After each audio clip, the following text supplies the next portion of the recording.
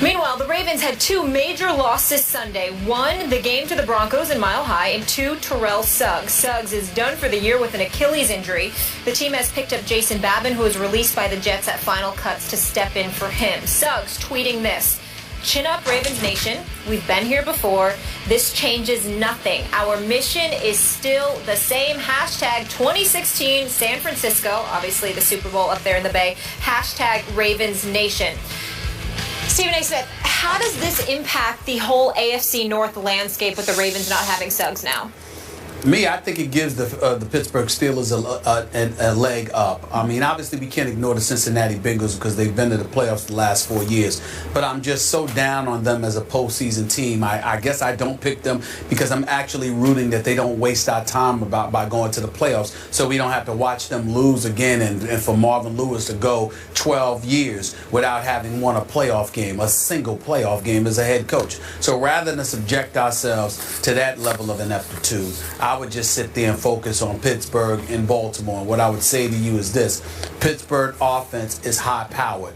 Once Le'Veon Bell comes back and Martavius Bryant comes back, it'll be even better. Hopefully Pouncey will be coming back as well. The defensive side of the ball makes them highly questionable, but I've got to believe that at some point in time, they won't look as ridiculously awful as they did to open the season. Having said all of that, I look at Baltimore, and my question is, even though I think that losing Terrell Suggs is a devastating loss, their defense is still going to be big time with Jimmy Smith, with Webb, with C.J. Mosley and those boys. I believe in that defense, but I do think, Skip, they've lost a little something because you don't just replace Terrell Suggs, who combined with Mosley for 29 sacks last year. That's a hard thing to replace. And I think that how you offset that is by producing more offensively. And then that leaves me questioning. That means I have to rely on Flacco even more. Even though he had an outstanding year last year, I don't think that that's going to be the case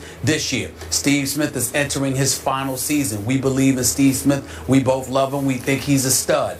But Torrey Smith is gone. And when I look at what they have in Perriman, we just don't know what he's going to be able to deliver. So all of those things being considered, even though I like Forsett a lot and what he's capable of doing, everybody knows him now. He's not going to surprise anybody. I just think the loss of Suggs, from a motivational perspective as well as from a production perspective, you don't just lose him and things remain the same.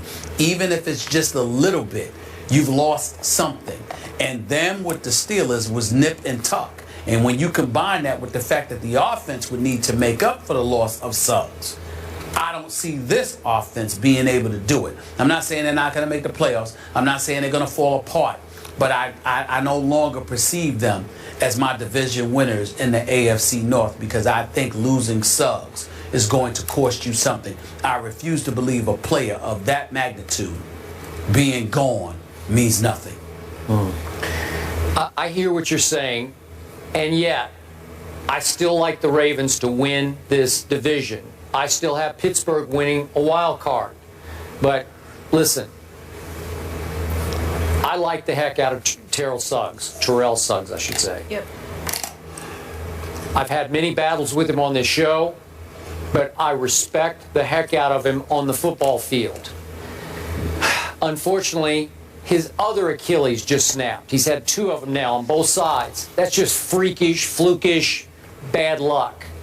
I don't know what it is. I can't explain. That's the most inexplicable injury of all the injuries. Is why your Achilles, when you're basically doing nothing, just snaps. I guess it's just meant to be. So I feel for him. But he's going on 33 years of age, and even though I completely agree with you on the leadership side, the experience side, the present side of having Suggs in your locker room and on your sideline and in your defensive huddle and sometimes in the backfield on 3rd and long, I get all that. But in this game last Sunday at Denver, big opening game for them, place where they've been very successful. Man, I look at his stats, there aren't any. Mr. Suggs registered 0-0. He didn't have a tackle or a sack until he was gone with 8:21 left in that game. And they did have 4 sacks as a team, and you mentioned C.J. Mosley had a couple, Canty had one, McClellan had one. Ozzie Smith is a flat-out wizard of a GM. I don't know that there's anybody better in football at picking players, that knowing talent, than Ozzie. He just keeps reloading and reloading and reloading. And half the time I look at the names that Flacco's throwing to, Crockett Gilmore, I know he was there last year, but I don't even know who these people are, and they're all pretty good. And you watch some football. I do, but they're throwing. Flacco throws into the end zone on Sunday against Peyton Manning in Denver. He throws into the end zone at the end of the game to win the game and hits Crockett Gilmore right there. And it took two Broncos coming across making sensational plays. Some of the best double play that I've seen in a long time where you just took the ball out of his hands and intercepted it and saved the game.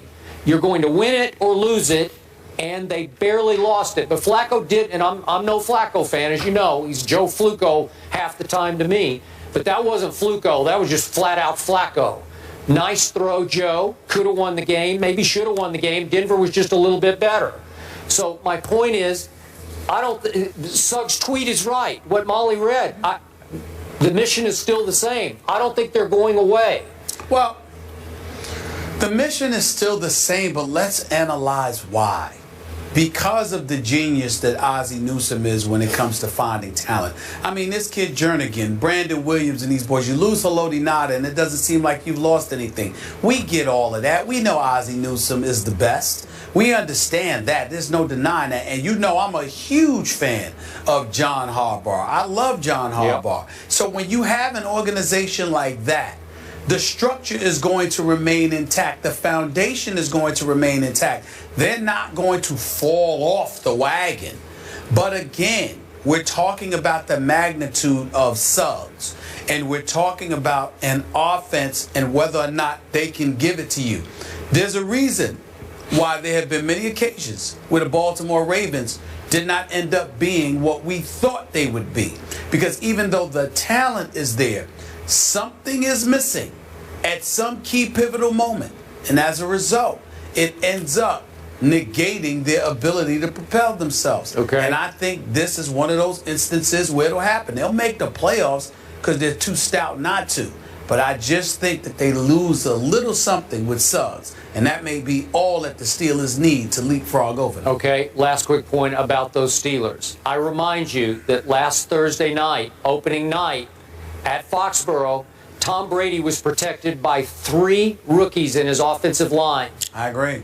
And this kid running the ball behind Tom Brady, the kid that Rex can't remember his name, that kid had been out of football for 2 years, and they got away with him running and catching the football and torched the Pittsburgh defense. I'm just not sure it's good enough to stand up to win this division. Well, I agree with you. The Steelers' defense is definitely suspect. Shazier and Jarvis Jones definitely need to step up. Timmons needs to get in their head and get them to produce something. Yep. And my God, can I please get some kind of pass rush? Pretty please, with Sugar on top. Can somebody on the Pittsburgh Steelers record some sacks? I mean, good Lord. So, Stephen A., you have the Steelers winning the division. Skip, you have the Ravens and the Steelers getting in with a wild card? Yep.